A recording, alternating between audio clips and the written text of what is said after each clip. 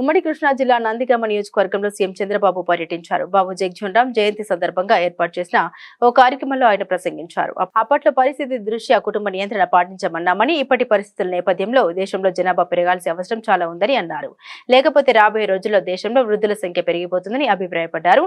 అభివృద్ధి చెందిన దేశాల్లో ఇప్పుడు ఇదే సమస్యగా ఉందని తెలిపారు. వృద్ధుల సంఖ్య ఎక్కువగా ఉండే దేశాల్లో ఉత్పాదకత తగ్గిపోతూ ఉంటుందని వివరించారు. జనాభా వృద్ధి చెందడం అత్యంత ముఖ్యమైన అంశమని స్పష్టం చేశారు. దేశంలో రెండో తరం సంస్కరణలకు శ్రీకారం చుట్టామని, 2047 నాటికి భారతదేశం ప్రపంచంలోనే అగ్రగామిగా ఉంటుందని ధీమా వ్యక్తం చేశారు.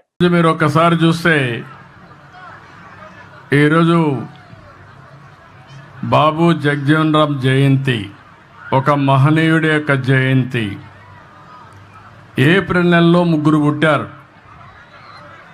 ఒకరు బాబు జగజ్జీవన్ రామ్ గారు, రెండోది రాజ్యాంగాన్ని రాసినటువంటి అంబేద్కర్ గారు, మూడోది మహాత్మా పూలే గారు. ఈ ముగ్గురు కూడా ఒక సామాజిక మార్పుకు శ్రీకారం చుట్టినటువంటి చరిత్ర పురుషులు. అందుకనే ఈరోజు నేను ఇక్కడ రావడం నా అదృష్టంగా భావిస్తున్నా.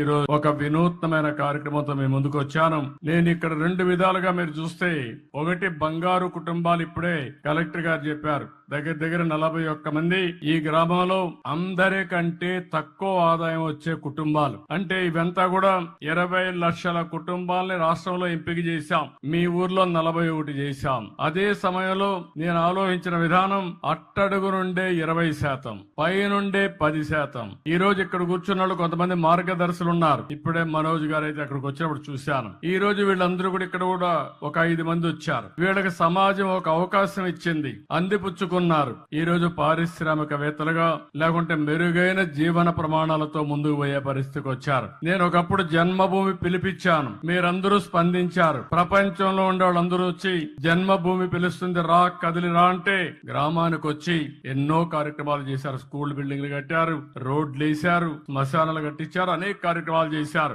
ఈ రోజు నేను ఇచ్చే పిలుపు, ఎవరైతే సమాజంలో ఆర్థికంగా పైకొచ్చారో, తెలివితేటలున్నాయో, అలాంటి మీరు తిరిగి సమాజానికి ఇవ్వాలి. ఆ రోజు సమాజానికి ఇమ్మని కోరాను.